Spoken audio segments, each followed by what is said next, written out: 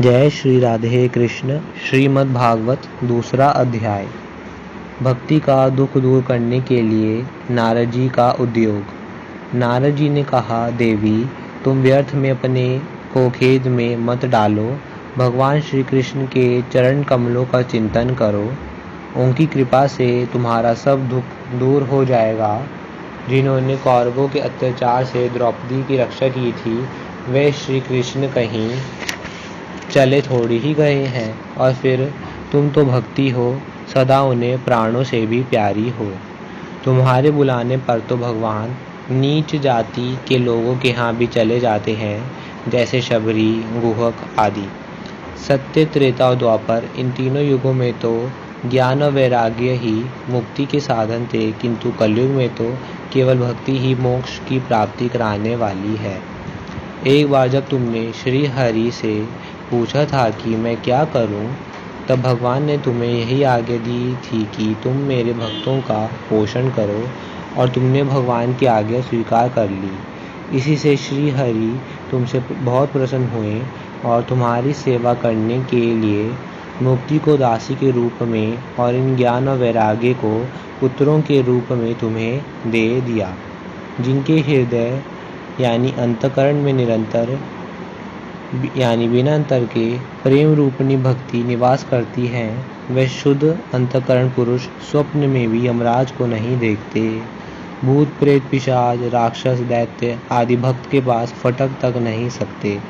भगवान तप, यज्ञ, वेद अध्ययन, ज्ञान और कर्म आदि किसी भी साधन से वशीभूत नहीं होते, पर जब हमारा भगवान से अतिशय अनुराग होता है, तब भगवान बहुत प्रसन्न होते हैं।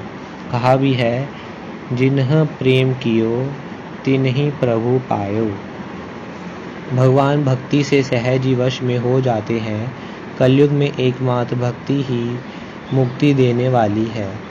भक्ति ने कहा, नारद जी आप धन्य हैं, आपकी मुझ में निश्चल प्रीति है। मैं सदा आपके हृदय में रहूंगी। आपने क्षण भर में ही मेरे सारे दुख दूर कर दिए।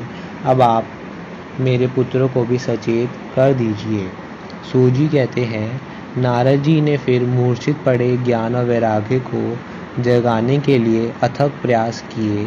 वेदों का पाठ किया, गीता का पाठ किया, जैसे तैसे वह उठे, पर पुनः मूर्छित हो गए। उसी समय यह आकाशवाणी हुई, हे नारद तुम खेद मत करो, तुम्हें तुम्हारे प्रयास में निसंदेह सफलता मिलेगी। इसके लिए तुम एक सत्कर्म करो। वह कर्म तुम्हें संत शिरोमणि महानुभाव बताएंगे।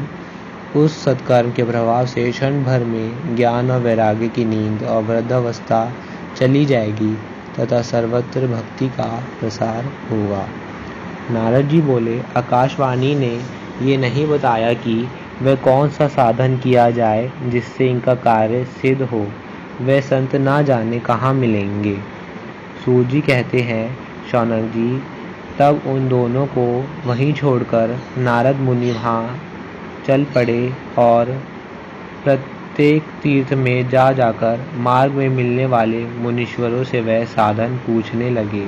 वो उनकी इस बात को सुनते तो सब थे, किंतु उसके विषय में कोई कुछ भी निश्चित उत्तर ना देता।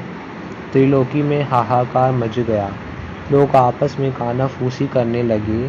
भाई जब वेद ध्वनि, वेदांत घोष और गीता पाठ सुनने पर भी दोनों नहीं जगाए जा सके, तब और कोई उपाय नहीं है।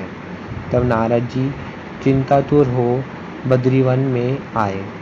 इसी समय उन्हें अपने सामने करोड़ों सूर्यों के समान तेजस्वी संकारी दिखाई दिए। नारद जी ने कहा, महात्माओं इस समय बड़े भाग्य से मेरा आप लोगों के साथ समागम हुआ है। आप कृपा करके शीघ्र ही वह साधन बताइए। संगादी ने कहा, देवर्षे चिंता ना करें, मन में प्रसन्न हो। आपको आकाशवाणी ने जिस सत्कर्म का संकेत किया है, उसे हम बतलाते हैं। आप प्रसन्न और समाहित चित्त होकर सुनिए। नारद जी, पंडितों ने ज्ञानयज्ञ को ही सत्कर्म का सूचक माना है।